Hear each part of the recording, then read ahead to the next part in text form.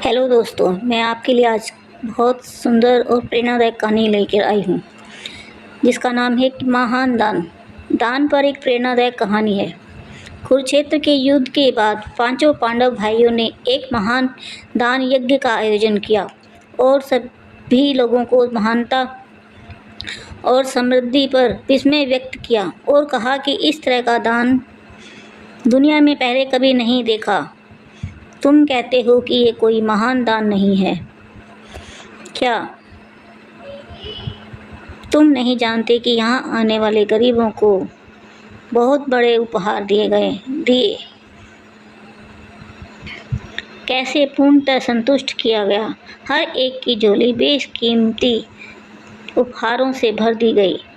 ऐसा महान दान ना पहले हुआ है ना कभी होगा। लेकिन नेवला उनकी बातों से संतुष्ट नहीं हुआ। वह बोला, एक बार एक छोटा सा गांव था। उसमें एक गरीब ब्राह्मण अपनी पत्नी और बेटे के और बहू के साथ रहता था। वे बहुत गरीब थे और जीवन यापन के लिए वे उपदेश के बदले में मिलने वाले दान पर निर्भर रहते थे। लेकिन एक बार उस गांव में 3 साल के लिए अकाल पड़ा। गरीब ब्राह्मण के परिवार का निर्वाह होना बहुत कठिन हो गया। आखिर में गरीब ब्राह्मण बड़ी मुश्किल से भूख से बिलखते अपने परिवार के लिए कहीं से जौ का आटा लेकर आया। बिना किसी देरी के परिवार ने इससे रोटियां तैयार की। आटा कम होने के कारण 4 ही रोटियां बन पाई। सभी के हिस्से में एक एक रोटी आई।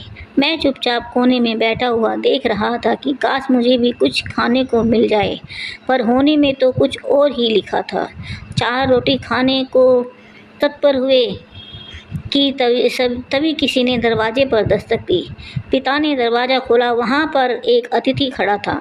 अतिथि ने ब्राह्मण से कहा कि मैं कई दिनों से भूखा हूँ, मुझ पर कृपा करिए, मेरे प्राण भूख से बचा लीजिए। अतिथि को भगवान का दर्जा देने वाला ब्राह्मण फौरन बोला, आपका स्वागत है, कृपया स्थान ग्रहण कीजिए, मैं अभी आपके लिए भोजन का इंतजाम करता हूँ।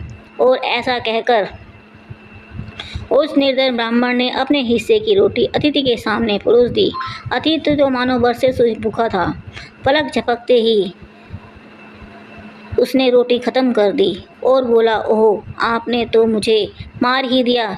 मैं 10 दिनों से भूखा हूँ और एक रोटी से मेरा कुछ नहीं होने वाला। इससे तो मेरी भूख और भी बढ़ गई। जल्दी से और रोटियां लाइए। पिता असमंजस में पड़ गया। वह अपने भूख से तड़पते हुए परिवार को अपने हिस्से की रोटी देने के लिए नहीं कह सकता था।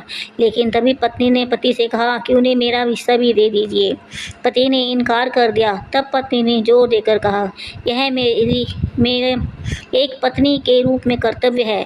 फिर उसने अतिथि को अपना हिस्सा दे दिया। उसे खाने के बाद अतिथि रोटियां मांगने लगा। इस बार बेटा आगे बढ़ा और वह बोलते हुए अपनी रोटी अतिथि को परोस दी कि यह एक बेटे का कर्तव्य है कि वह अपने पिता के सम्मान रखने में कोई कसर न छोड़े। अतिथि ने बेटे का हिस्सा भी खाया, लेकिन फिर भी संतुष्ट न रहा। तब बेटे की पत्नी ने भी उसे अपना हिस्सा दे दिया। अतिथि अब संतुष्ट था। उसे उसकी पर्याप्त खुराक मिल चुकी थी। वह उन्हें आशीर्वाद दे वहाँ से चला गया। लेकिन अतिथि के जाने के कुछ देर बाद ही उन चारों अभागों की भूखमरी से मौत हो गई। फिर नेवला आगे बढ़ा। उन चारों को मरा देखकर वह यहाँ से घबरा कर भागा। तभी मेरे शरीर का कुछ भाग जमीन पर गिरे आटों के कणों से छू गया। जैसे ही आप देख सकते कि तभी से मेरा आधा शरीर सुनहरा हो गया।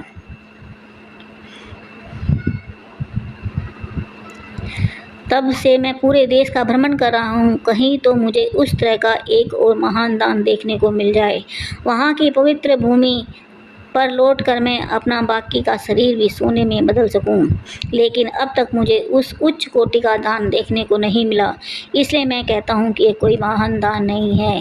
इसलिए प्रिय दोस्तों, सबको थोड़ा थोड़ा दान जरूर करना चाहिए, चाहे कितना हो, और वो दान भी मन से करना चाहिए।